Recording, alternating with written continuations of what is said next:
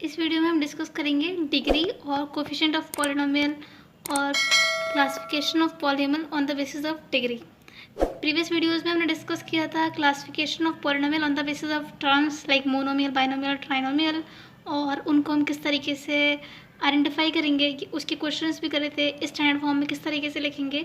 तो ये सारी वीडियोस हमने डिस्क्रिप्शन बॉक्स में इनके लिंक्स डाल दिए हैं, अगर आप चाहे वहाँ से चेक कर लीजिएगा और उन्हें देख लीजिएगा, जिससे आपका कॉन्सेप्ट और क्लियर हो जाएगा। तो अब हम देखते हैं डिग्री होती क्या है। डिग्री मतलब होता है हाईएस्ट पावर। जैसे कि इसे हम कोई एग्जांपल की हेल्प से समझते हैं। लाइक हमने एग्जांपल लिया है 5x³ - 4x² + 6x - 3x। तो इसकी जो डिग्री है वो यहाँ पर कितनी है, 3। एक और हम कोई एग्जांपल लेते हैं लाइक 4y² - 3/2y + 5। तो ये क्या है, इसमें जो हमारा जो वेरिएबल है वो क्या है, वो y है, और जो y वेरिएबल है उसकी जो हाईएस्ट पावर डिग्री है वो कितनी है, 2 है। तो ठीक है, ये इस तरीके से हम आइडेंटिफाई करते हैं डिग्री को। अब हम देखते हैं कोएफिशिएंट क्या होता है। कोएफिशिएंट क्या होता है, मतलब जैसे कि ये जो वेरिएबल होता है उसके आगे एक कांस्टेंट होता है। जैसे कि यहाँ पर है 5x³, तो x की पावर 3 के आगे एक कांस्टेंट है 5। तो जो x की पावर, हम कह सकते हैं जो कोएफिशिएंट है x की पावर 3 का, वो है हमारा 5। तो ये होता है हमारा कोएफिशिएंट। जैसे कि अगर हम देखें इस पॉलिनोमियल में जो x का कोएफिशिएंट है वो कौन है, वो हमारा है 6। जैसे यहाँ पर y का कोएफिशिएंट पूछे तो 3/2, y² का 4। तो ये होता है हमारा कोएफिशिएंट, मतलब कि जो वेरिएबल के कोएफिशिएंट कह सकते हैं, जो वेरिएबल के साथ जो हमारा कांस्टेंट लगा हुआ हो, जो वेरिएबल के जो आगे जो हमारा कांस्टेंट लगा हुआ होगा वो कहलाएगा हमारा कोएफिशिएंट। उस पर्टिकुलर वेरिएबल का, x² का कोएफिशिएंट 4, x³ का 5, इस तरीके से। अब हम क्वेश्चंस देखते हैं कि डिग्री और कोएफिशिएंट्स के बेसिस पर हमसे किस तरीके से क्वेश्चंस पूछे जा सकते हैं। ठीक है, जैसे इस तरीके से पूछा जा सकता है, right the degrees of each of the following polynomial. जैसे ये हमारे पॉलिनोमियल्स हैं, इनकी डिग्रीज हमसे पूछ सकता है। ठीक है, तो हम किस तरीके से बताएंगे, इसमें जो है y² + 2y, इस पॉलिनोमियल में जो हाईएस्ट डिग्री है, जो वेरिएबल y है, यहाँ पर 1 है उसकी पावर, यहाँ पर 2, तो जो इसमें हाईएस्ट पावर है y की वो कितनी है, 2। तो ये हो गई इसकी डिग्री। इसी तरीके से यहाँ पर है 3x, तो इसमें क्या है, हाईएस्ट पावर है डिग्री, इसमें जो हाईएस्ट पावर है इसमें तो सिर्फ 1 ही पावर है x की पावर, और कुछ तो है नहीं, मोनोमियल है। तो इसकी डिग्री कितनी हो जाएगी, इसकी डिग्री हो जाएगी 1। अब बात करते हैं इसकी, इसमें क्या होगी डिग्री, है इसमें क्या होगी पावर, यहाँ पर तो कुछ है ही नहीं, यहाँ पर कोई वेरिएबल है ही नहीं। असल में जब यहाँ पर जो कांस्टेंट होता है, जब उसमें कुछ ऐसे सिंपल कांस्टेंट लिखा होता है जैसे 3, 4, 5, तो उसमें क्या होता है, उसमें एक वेरिएबल लगा हुआ होता है, एक्चुअली उसकी पावर 0 होती है। जैसे कि मैंने आपको प्रीवियस वीडियो में बताया था, x की पावर 0 का मतलब होता है 1। तो यहाँ पर जो डिग्री हो जाएगी और जो पावर हो जाएगी वो हो जाएगी 0। जैसे ये हमने कुछ और भी पॉलिनोमियल के एग्जाम्पल लिए हैं उनकी डिग्री फाइंड आउट करने के लिए।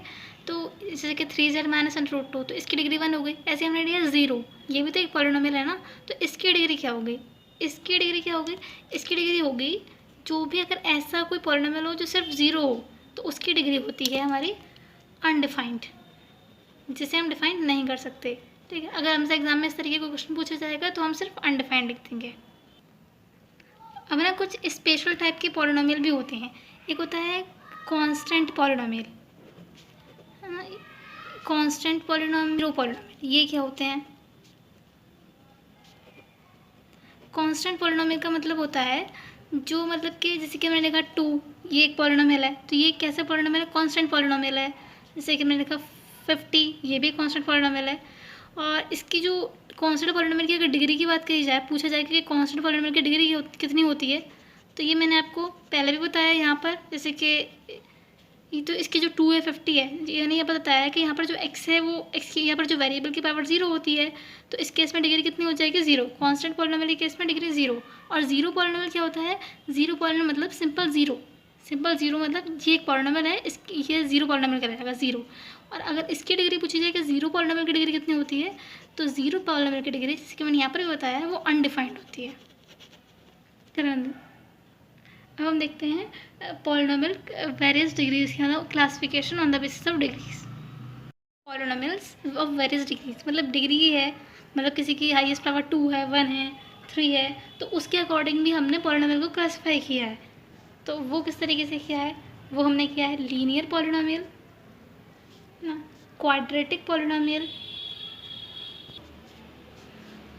Cubic polynomial and by quadratic polynomial.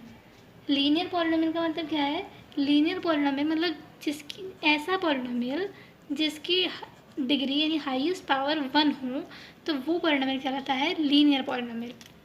Quadratic polynomial वो पॉलिनोमियल जिसकी हाईएस्ट पावर यानी डिग्री 2 हो, वो कहलाता है हमारा क्वाड्रेटिक पॉलिनोमियल।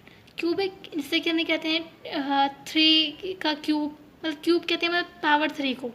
क्यूबिक पॉलिनोमियल मतलब जिसकी डिग्री जो है वो 3 हो।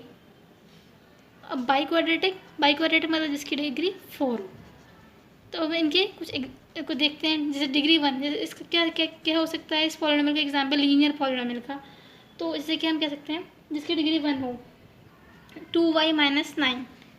तो यहाँ पर जो y वेरिएबल है इसकी जो हाईएस्ट पावर है वो 1 है। ऐसे कि हम कह सकते हैं 2x, ये भी हमारा लीनियर पॉलिनोमियल हुआ। अगर हम क्वाड्रेटिक पॉलिनोमियल की बात करें जिसकी डिग्री 2 हो, तो हम कह सकते हैं x² + 5x - 2। इसकी डिग्री जो है वो 2 हो गई, है ना। और भी हम जैसे एग्जांपल ले सकते हैं, जैसे कि 3y² - 8y + 2, ये भी क्वाड्रेटिक पॉलिनोमियल हो गया। अब क्यूबिक पॉलिनोमियल जिसकी डिग्री हाईएस्ट डिग्री वो 3 हो, तो हम कहें x³ - 5x² + 2x - 3, तो ये हमारा क्यूबिक पॉलिनोमियल हो गया, इसकी हाईएस्ट पावर 3 है। तो इसी तरीके से बाई क्वाड्रेटिक का हम कुछ ले सकते हैं एग्जांपल, लेकिन हम ले सकते हैं x4 - 2x³ + 4x² - 2x + 1, ये हो गया हमारा बाई क्वाड्रेटिक पॉलिनोमियल। देखो as linear, quadratic and cubic.